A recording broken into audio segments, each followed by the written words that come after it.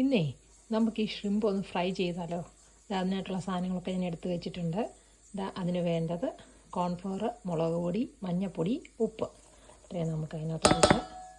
പിന്നെ കറിവേപ്പില, ചതച്ച് വെച്ചിരിക്കുന്ന ഇഞ്ചി, വെളുത്തുള്ളി, കുരുമുളക്, കൊച്ചുള്ളി, ഇതെല്ലാം കൂടെ നമുക്കതിനകത്തിട്ട് പിന്നെ കുറച്ച് നാരങ്ങ നീര് അതും കൂടി ഇട്ട് നമുക്ക് നല്ലതായിട്ട് മിക്സ് ചെയ്ത് വെക്കണം.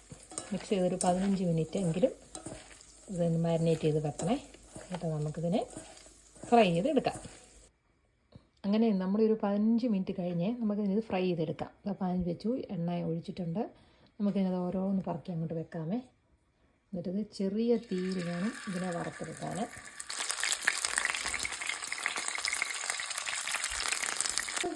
അങ്ങനെ നമ്മളെല്ലാം പറക്കി വെച്ച് ഇനി നമുക്കിത് ചെറിയ തീയിൽ അടച്ച് വെച്ച് ഫ്രൈ ചെയ്തെടുക്കാം. എന്നാലേ അതിൻ്റെ മസാലയൊക്കെ അതേ പിടിക്കത്തുള്ളൂ കേട്ടോ. നമുക്കിത് ഇടയ്ക്കൊന്ന് തുറന്ന് ഒന്ന് തിരിച്ചിടാം കേട്ടോ.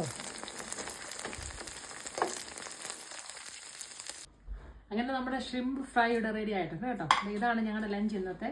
ചെറുപയർ തോരന്, സാമ്പാർ, മുട്ട പൊരിച്ചത്, അച്ചാർ, ചൂട് ചോറ്, ഷ്രിമ്പ് ഫ്രൈ. അപ്പം ഞങ്ങൾ എന്നാൽ ഒന്ന് ചോറൊക്കെ ഉണ്ണട്ടെ. നിങ്ങളെല്ലാവരും ചോറൊക്കെ ഉണ്ട് കഴിഞ്ഞോ?